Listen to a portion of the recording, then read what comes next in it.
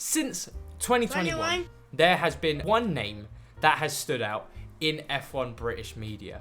And of course, I'm talking about Max Verstappen. Now, the reason for this purely is because he's winning every race and he beat their star boy Lewis Hamilton. Now, I don't actually want to talk about Max Verstappen in today's video because I want to talk about sort of how history tends to repeat itself. And the history I want to talk about is the story of the most hated man during the 2010 to 2013. And of course, you already know who it is.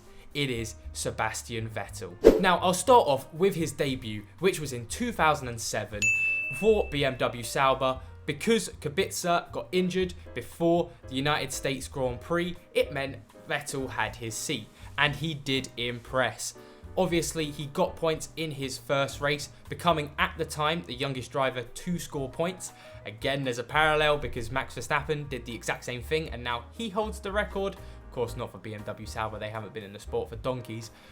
But he impressed them so much that a few races later, he replaced Scott Speed, who was having a terrible season in 2007, and raced for Toro Rosso till the end of the season. And one race that sticks out this year was, of course, the 2007 Chinese Grand Prix. Now, a lot of people know this for a different reason. I'll show the clip. However, it's forgotten sometimes that Sebastian Vettel, at the time it was called STR Ferrari, fucking Toro Rosso, Alpha Tauri if you're newer, he came fourth in that race, which was such a massive achievement considering that Toro Rosso was kind of stinky. And when I say stinky, it was dreadful. So it really put him in the map going ahead into the 2008 season, which again, he very much impressed in that Toro Rosso.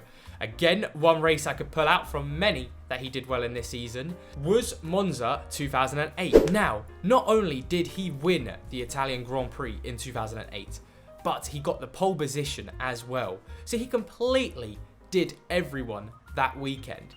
And considering at the time Toro Rosso were powered by Ferrari, the Italians loved it. I mean, it's in the name, Toro Rosso. I'm pretty sure it literally means Red Bull in Italian, doesn't it? Well, I know Toro is bull in Italian, and I guess Rosso is red. I don't know. Yeah, I know it's Italian. Funnily enough, I'm not the best on Italian. But then overall in that season, he came 8th in the championship, beating both the Red Bulls of Webber and Coulthard. In that season, he really showed his potential to be great. However, again, at the minute, not hated by the media. He's actually a little bit praised by them because he's just won a race. He's done really well in his first 1.5 seasons in F1. However, sadly for him, there is a British rookie who's been doing something similar, and his name is Lewis Hamilton. So, of course, Vettel at this point wasn't hated, but he was very underrated because Hamilton was stealing all of the limelight. Understandably, because Hamilton had just almost won the championship in 2007 and then won it in 2008. So they were raving over him. And of course, McLaren at the time were one of the big dogs. So he very much got overlooked. And again, this happened in 2009, where he actually won 4 races, coming second to Jenson Button, almost catching up, 11 points behind him. So 1 race win and 1/8th place behind Jenson Button. Considering Button had 6 wins in the first 7 races. In the first 7 races, I believe. For Vettel to be 11 points behind him, to beat Barrichello as well, is phenomenal. And Red Bull really set them up to be a good car in 2010. Vettel won 2 of the last 3 races and Webber won the other one. So Red Bull 3 for 3 in the last 3 races. However, very much underappreciated, again, because Button just won the championship and he's another British driver. The British media were going crazy and the whole world was going crazy around that. And I'll show the clip now of in 2010, where he's still very much underappreciated. I want a one-word answer, very quickly. The Constructors' World Champion, Jonathan. I've gone for McLaren. Ferrari.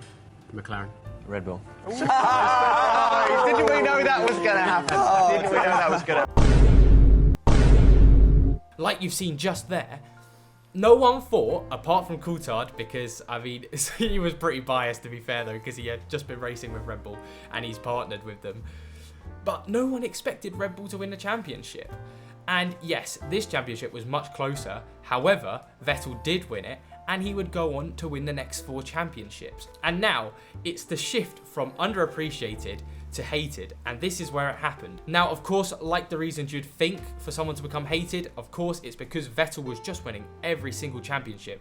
The first championship, well done, although he did beat out Hamilton and Alonso, who are much more respected drivers at the time. Beating them 4 times in a row, very much annoyed Ferrari fans and McLaren fans and the British media for Hamilton. And of course, like always, when a driver wins championships over and over again, people start to dislike him. Now, of course, apart from like the salty reasons to not like him from winning championships and winning races, there were actual reasons why people did not like him at the time.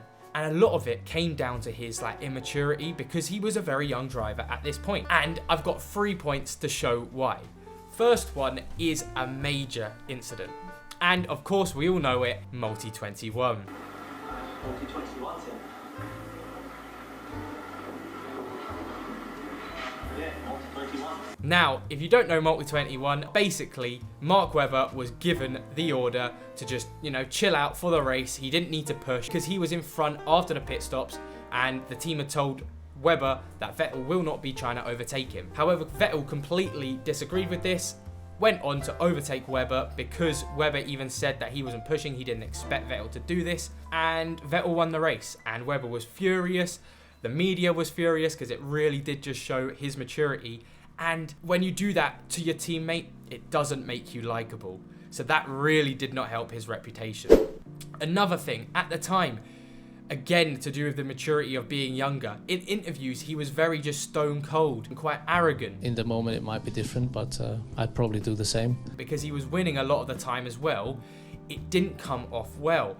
And when you're a bit arrogant, of course, people aren't going to like you. And then I think the final reason as to why people hated him, and for good reason, because he was beating drivers who had a better reputation. For instance, Fernando Alonso, if you beat a Ferrari driver in close battle, how it was, the Ferrari fans aren't going to like you. Fair enough. That's why Ferrari didn't like him. Again, with McLaren, if you're beating the McLarens of Hamilton or Button, the British media is going to go in at you for not being likable, and they're not going to want you to win. And that's what happened. And that is why Vettel was so hated during the 2010s to 2013s. All because when he wasn't doing anything, no one really cared about him. As soon as he did, and for a long time, everyone was on his case. However, this story does actually have a happy ending, and it all starts around 2015, where he moved to Ferrari, of course, boom, moving to Ferrari, and he did well there. Sadly, he didn't win a championship, but he did do well for them, winning multiple races. The Ferrari fans adored him. Again, another massive factor was the rise of social media, plus F1 being bought out. So in 2017, F1 got bought out by Liberty Media, and because of this, you got to see more of Vettel outside the car. And again, because him and Raikkonen had such a good partnership, people started to like him more. Again, you saw in interviews he was a bit more laughy and more jokey, making him more likable. And sadly, because he wasn't winning as much and he was the underdog to Hamilton this time, people did like him more, which is a massive problem in F1. But I mean, I've done it before as well. I didn't like Vettel in 2010 to 2013 because I was a Button fan and I wanted Button to win or a McLaren to win. But yeah, social media really pushed Vettel as to who he was, and it really showed a likable guy that people could get behind. And I mean, it is a bit sad at the same time because he is such an adored driver these days because of his Ferrari days and Aston Martin days. And you look back now at some of his achievements in awe, and it really does show that maybe he was hated too much. He obviously made mistakes, mainly the Multi-21, but people did hate on him a bit too much. I mean, just look at some of these records and stats he has. So he is still the youngest ever world champion in F1 at 23 years old. That record potentially will never get broken. I thought if someone was going to do it, it'd be Max Verstappen because he started at 17. He nearly did it, but he won it at 24. Obviously, up to recently, he had the most consecutive wins in F1. Now, Verstappen has that. Again, another parallel to their stories, which I believe are going to be quite similar.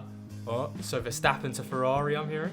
But no, their stories are going to have quite a lot of parallels, I really do think, because as soon as Verstappen stops winning, people are going to like him and appreciate him for who he is. Again, 5th most wins in F1 history for Sebastian Vettel, and he has the 7th most Grand Slam weekends for F1 drivers, with pole position, the win, and fastest lap. But anyway, I hope you all like this video going in depth on Sebastian Vettel's career as to why he was hated and the redemption arc afterwards. Hope you all enjoyed, and I'll see you all later. with another banger. Goodbye.